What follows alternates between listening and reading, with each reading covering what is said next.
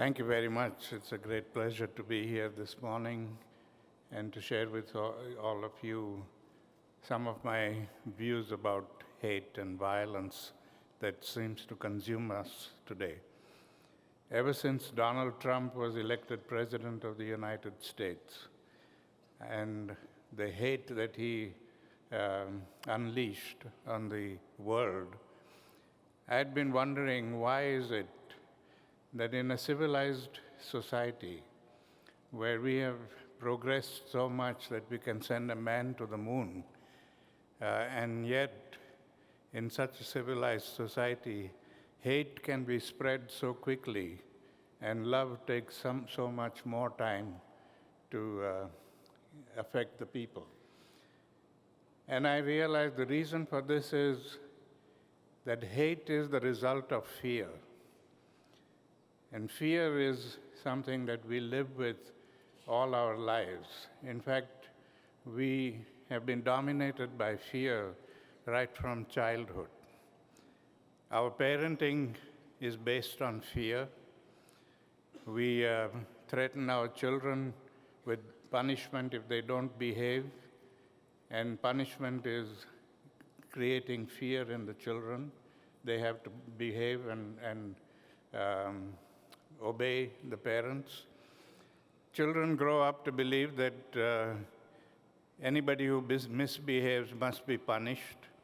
And so the whole concept of fear just keeps growing in society. And if we see our life today, we are constantly ruled by fear. Fear of everybody. Fear of the government, fear of religion, fear of hell, fear of everything on earth we are afraid of. In fact, we create an atmosphere in our children and in ourselves that the whole world is our enemy. And that we have to be very careful how we navigate the world. That we have to be suspicious of everybody, and especially people who don't look like us. And until they are able to prove themselves to be friendly. So it is this kind of attitude of fear that dominates us. And my grandfather used to say that as long as we are dominated by fear, freedom will be an illusion. We are not really free. So we need to get rid of that fear and replace it with love. Love for humanity, love for everybody, and get rid of all these distinctions that we have. You know, we have all kinds of distinctions, economic distinctions. People who are poor are not of our standard. We tell our children that you don't play with people who are poor and ignorant or living in slums. We classify people by religion, by color, by race, by nationality, and all of these things. And we have put so many labels on people that we have forgotten that behind those labels there is a human being, and that we need to look at each other as human beings and not identify people by their labels. I remember when I was growing up in South Africa, and I was very young, and my parents were running the ashram in South Africa that my grandfather had started. And this ashram was way out in a rural area, away from urbanization.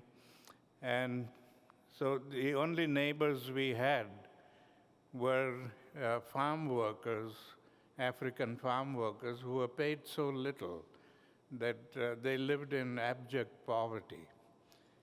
And so when I was growing up, and I was, I think, about 5 or 6, and I kept wondering who I should play with. And my parents said that these African children may be poor, but they are also human beings, and you should learn to play with them. And not only play with them, but learn from them how they entertain themselves. They don't have the facility to go and buy toys and enjoy good things that you do. So learn from them. How do they entertain themselves? How do they play and have fun? And I started doing this. And we became very good friends. And I learned from them how they became more inventive and started making their own toys and play with them. They taught me making little miniature cars with old matchboxes. We used to go and hunt for matchboxes in the garbage and shirt buttons. So we make the wheels with buttons and the matchboxes with the body of the car. Then when we grew up, we started playing with discarded cycle wheels. We would pretend that they were our cars, and we would, with a stick, push the cycle wheels and run after it and enjoy that fun. It became very inventive and a very fun way of learning from them. And when I started going to school, my parents said, now it's your turn to teach them. That whatever you learn in school, you have to come home and teach them those lessons, and then play with them. So I started doing that. Where every day, whatever I learned in school, I would come back home and share it with all these friends of mine. And that became so popular without really making an effort to make it popular. But what it now, in reflection, what I understand from it is the thirst for knowledge that these African people had.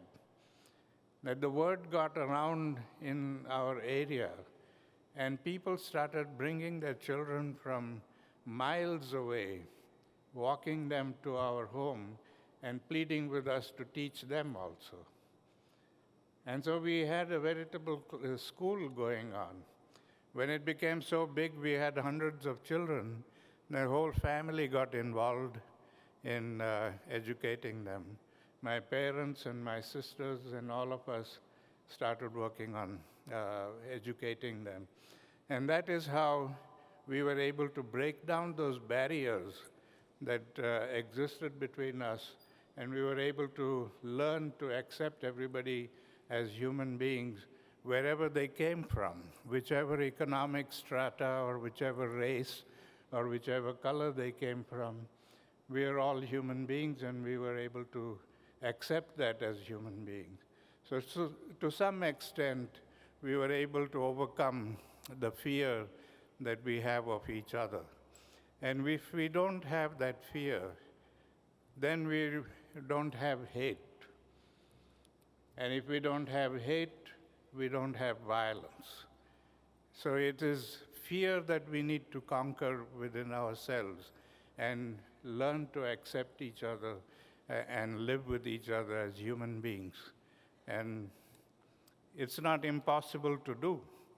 It's something that each one of us can make an effort, not only in our own lives, but in the lives of our children, and give them a proper foundation so that they can build on that foundation and change this world from a world of hate and violence to a world of love and cooperation. Thank you. Arun, thank you. As I said, introducing Arun, this is the Parliament's Peace Award, which we are so happy to present to you, Arun. Thank you for your service. Thank you. Thank you.